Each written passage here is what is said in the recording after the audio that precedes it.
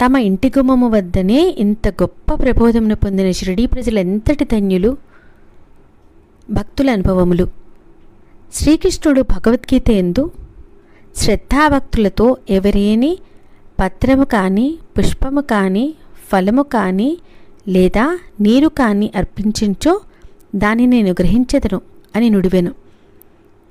సాయిబాబాకు సంబంధించి ఇంకా సంతోషదాయకమగు విషయమేమన్నా, తమ భక్తుడు ఏదైనా తమకు సమర్పించాలని అనుకుని ఏ కారణము చేతనైనా ఆ సంగతి మరిచినచో అట్టివానికి బాబా ఆ విషయము జ్ఞాపకం చేసి ఆ నివేదనను గ్రహించి ఆశీర్వదించువారు.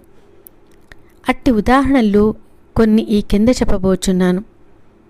తర్కడ్ కుటుంబం. రామచంద్ర ఆత్మారావు ఉరఫ్ బాబాసాహెబ్ తర్కడ్ ఒకానొకప్పుడు ప్రార్థన సమాజస్థుడైనను, తరువాత బాబాకు ప్రియభక్తుడు